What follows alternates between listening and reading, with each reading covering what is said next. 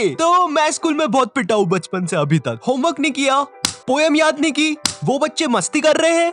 Twinkle twinkle twinkle. हाँ, 3 बार twinkle कैसे बोला तू? Twinkle little star. एक टाइम तक तो स्कूल जाने का मेरा मकसद ही यही था। आज मुझे फिर से स्कूल में मार खानी है। शाबाश। मम्मी। ओ शिट, भागो यहाँ से। अब मेरे लिए मार खाना पढ़ाई से ज्यादा इंपॉर्टेंट हो गया था। हाँ, मार मुझे और मार, इतना ही दम है तुझमें। दर्द हो रहा है, अब मत मारे। तो ये बात 11th क्लास की है और मुझे पता नहीं जब तुम 11th क्लास में आते हो तुम पता नहीं खुद को बहुत ज्यादा बड़ा समझने लग जाते हो। ये स्कूल है मैरी, आऊं मैं साइकिल पर, टिफिन खा लूं मैं तो लंच से पहले। आई नो, मुझे पता है, मैं भी ऐसे ही था 11th क्लास में। ये स्कूल मेरी गुलाम, मैं हूँ डिवाइन के साथ, कर दी हमने स्कूल की नाकाबंदी लगा के अलार्म। बंटा है असली है क्या? हाँ डिवाइन, माँ कसम असली है, अभी लिखा मैंने। सर ये लोग ने यहाँ पे रास्ता रोक लिया क्लास की बेंच से। कौन है रे? लग रही है। बंटा ये तो नंगी पीठ पे चट मार रहा है। टीनेज में अक्सर अजीब चीजें होती है, राइट? कभी तुम्हारा मन किसी भी चीज में नहीं लगता है, तुम चाहते हो कि बस जैसे तैसे ये दिन निकल जाए। और कभी कभी ऐसा होता है कि तुम्हें दुनिया भर की सारी चीजें करनी है। तुम्हें छत से कूदना है, सर के बल घूमना है, अपने छत पर बैठे हुए बंदर को छेड़ना है। साला मोटा बंदर बैठ के केला खा रहा था, उधर भगा दिया साले को, अब नहीं आए। भाई सही बोल रहा हूँ, बंदरों को मत छेड़ना वरना वो पकड़ लेते हैं, फिर ग्रुप बना के मारते हैं। एनीवेज, तो ये कहानी जब हम 11th क्लास में नए नए प्रमोट हुए थे। हाँ, इसीलिए वीडियो के स्टार्टिंग में टीनेज और 11th क्लास की इतनी सारी बातें बताई ताकि तुम लोग मेरी वीडियो से रिलेट कर सको, क्योंकि मुझे बहुत अच्छा लगता है जब तुम में से कोई ऐसा लिखता है। ओ भाई, कितनी रिलेटेबल वीडियो बना दी है तो।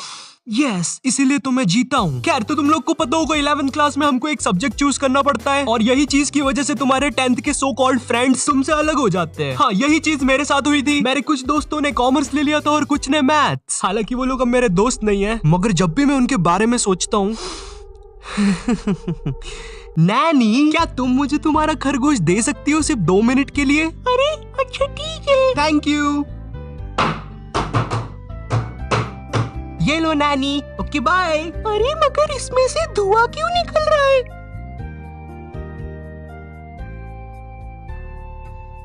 नॉटी टाइप ऑफ टॉपिक जाना बंद करो। सॉरी, अब हमारे सब्जेक्ट अलग होने से हम लोग की क्लासेस अलग अलग लगती थी। बाय द वे, मेरा सब्जेक्ट बायोलॉजी था, तो हम लोग को अलग अलग क्लास में बैठ के पढ़ना पड़ता था। मगर एक सब्जेक्ट ऐसा था जो हम सबका साथ में लगता था। ये लोग 200 बच्चों को एक साथ एक ही क्लास में भर देते थे और वो सब्जेक्ट था हिंदी। क्योंकि उसका एक ही टीचर था, तो वो टीचर से क्लास संभलती नहीं थी। हम लोग क्लास में बैठ के भोंकते रहते थे, भाव भाव भाव भाव भाव भाव भाव। नहीं, सच में थोड़ा ना भोंकते थे। तो अब वो टीचर से क्लास नहीं संभलती थी, इसलिए वो बोल देता था जिसको भी नहीं पढ़ना है वो बाहर जा सकता है। अब मुझे हिंदी सब्जेक्ट से वैसी ही नफरत थी, मुझे ये तक नहीं पता छोटी ई की मात्रा कहाँ लगती है और बड़ी ई की कहाँ लगती है। अरे ये दोनों सेम ही तो शब्द है, इनमें अलग अलग क्या है? हाँ मुझे पता है, कुछ ज्ञानी लोग कमेंट करने वाले हैं। भाई जो ये वाला 3 है ना, इसको तू ऐसे पढ़ेगा, देख 3। और जो ये वाला है ना, इसको तू ऐसे पढ़ेगा 3। तो ये जो बड़ा वाला है ना, ये सही है। खैर, इसके बारे में किसी नेक्स्ट वीडियो में बात करेंगे। ओके, तो हिंदी सब्जेक्ट नापसंद होने के कारण मैंने मेरे दोस्त से पूछा, भाई चले गए क्लास से बाहर? वो भी फुल चौड़ में आके बोला, हाँ भाई डरते हैं क्या, चल बाहर।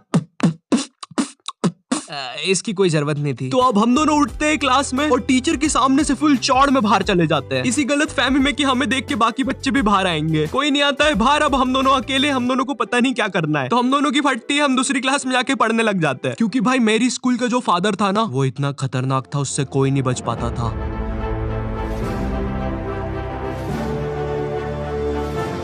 चल चल वहाँ चल, वहाँ चल। हाँ हाँ, मुझसे बच के कोई नहीं जा सकता। हाँ, अब बच के कहाँ जाओगे?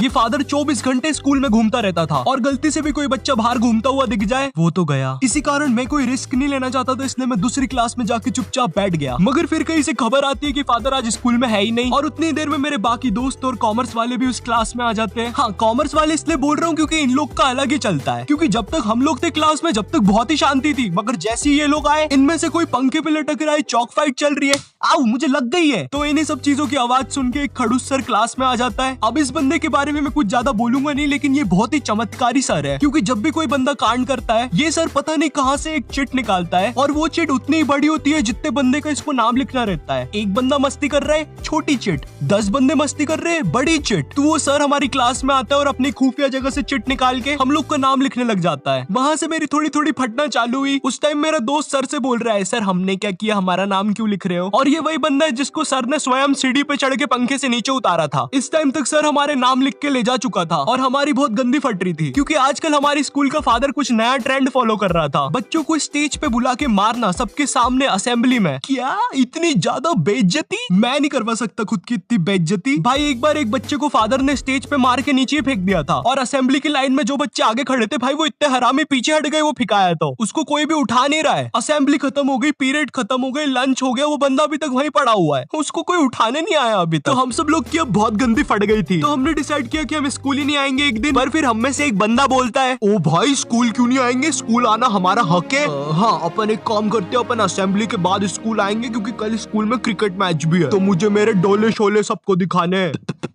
तो सब लोग को उसकी बात में दम लगा, क्योंकि उन लोग को भी अपने डोले शोले दिखाने थे, तो मुझे भी उनकी हाँ में हाँ मिलाना पड़ा। तो फिर हम लोग का डिसाइड होता है कि हम असेंबली के बाद स्कूल में एंट्री लेंगे, जो कि कसम से महा घटिया आइडिया था। हम लोग ने सोच लिया था अगर असेंबली में हम लोग के नाम लिया अगर फादर ने, तो हम अकेले में पिटने के लिए रेडी रहेंगे। मगर जैसे ही हम स्कूल पहुंचते, शांति, जैसे कुछ भी ना हुआ हो, ना हमारे स्टेज पे नाम आया ना कुछ। हम लोग फुल खुश, हम लोग जाते हैं फुल चौड़ में अपनी अपनी क्लास में पहला पीरियड अटेंड करना है। मगर जैसे ही मैं क्लास में जाके बैठता हूँ, थोड़ी देर के बाद बाई आती है क्लास में एक चिट्ठी लेके जिसपे मेरा नाम था। वो चिट्ठी पढ़ के मैम ने बोला, आयु जाओ बाहर, तुम्हें बुला रहे हैं। मैं इधर फुल इग्नोर मार रहा हूँ, मुझे लगा क्रिकेट मैच है आज, दोस्तों ने बुलाया होगा, पिच वगैरह खोदनी होगी। मैं फुल चौड़ में क्लास से बाहर निकलता हूँ, मगर फिर मुझे मेरे लेफ्ट साइड पे फादर खड़ा हुआ दिखता है। ये नहीं हो सकता। और दूसरी साइड मेरे सारे दोस्त खड़े थे लाइन बना के पिटने के लिए।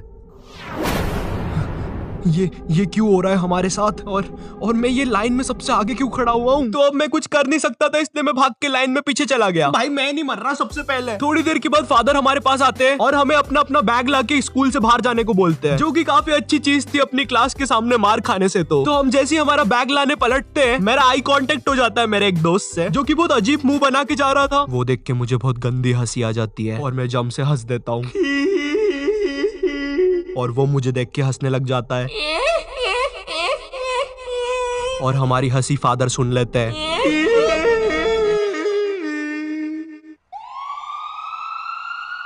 हमें इनकी जान बचानी होगी।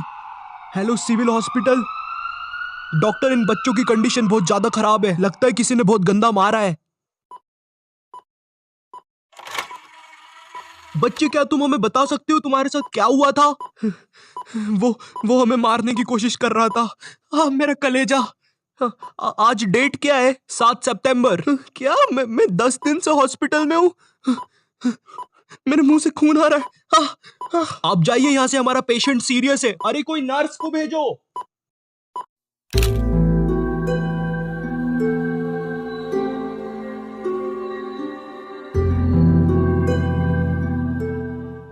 इस हादसे के बाद स्कूल को बंद कर दिया जाता है और फादर को मेंटल हॉस्पिटल भेज दिया जाता है। इस हादसे के बाद ये भी पता चलता है कि स्कूल कब्रिस्तान के ऊपर बनी हुई थी। सूत्रों के हिसाब से पता चलता है कि फादर कभी भी मेंटल हॉस्पिटल से भाग सकता है और वो वापस आकर उन 2 बचे हुए बच्चों की भी बलि चढ़ा देगा।